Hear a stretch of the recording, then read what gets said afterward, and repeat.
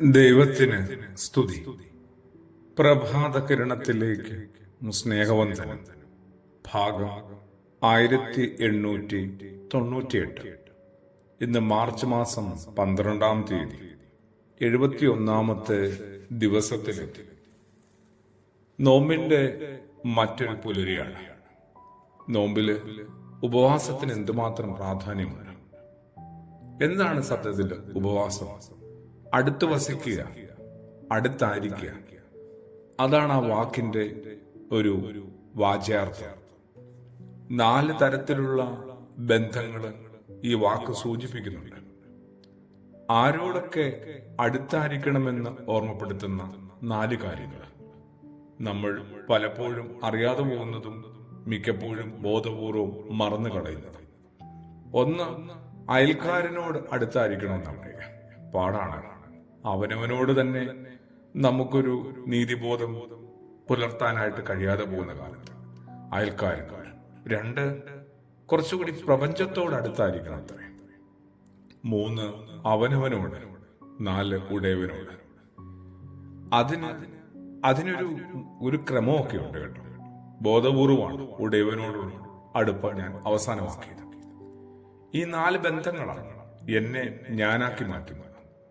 ഈ ബന്ധങ്ങളിലൊക്കെ എവിടെയെങ്കിലും ഏതെങ്കിലും ബന്ധങ്ങളിൽ ഏതെങ്കിലും വിധത്തിലും തരത്തിലും വിള്ളലുകൾ വീണിട്ടുണ്ടെങ്കിൽ അത് പരിഹരിക്കേണ്ട ഒരു കാലവും സമയവും സന്ദർഭവുമാണ് സത്യത്തിൽ നോമ്പുകാലം.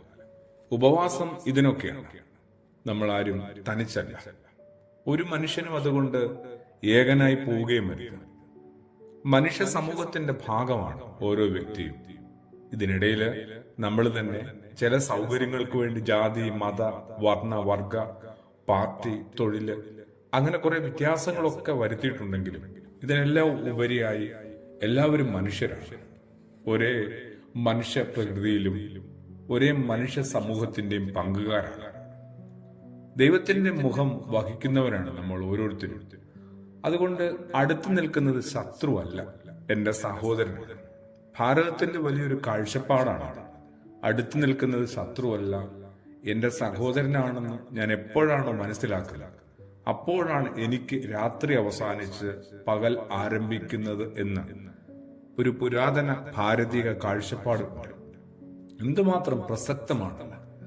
അയൽക്കാരനെ ശത്രുവായി കാണുന്ന വഴിതെറ്റിയ ചിന്തകളെ ഉപേക്ഷിച്ച് എല്ലാവരെയും സ്നേഹിതരായിട്ട്, സഹോദരങ്ങളായിട്ട് പരിഗണിച്ച് സ്വീകരിപ്പാനായിട്ട് ഉപവാസം നമ്മളെ പഠിപ്പിക്കുന്നുണ്ട്. 133-ാമത്തെ സങ്കീർത്തനം ഓർമ്മപ്പെടുത്തുന്നത് പോലെ സഹോദരന്മാര് ഒരുമിച്ച് വസിക്കുന്നത് എത്ര നന്മയും എത്ര സൗന്ദര്യവുമാണ്. അതിന്റെ ഒരു തികവിലേക്ക്, നിറവിലേക്ക് എന്റെ ഈ നോമ്പും ഉപവാസവും പ്രാർത്ഥനയും പരിശ്രമവും ഒക്കെ എന്നെ എല്ലാവരും എത്തിക്കട്ടെ. ആമേൻ.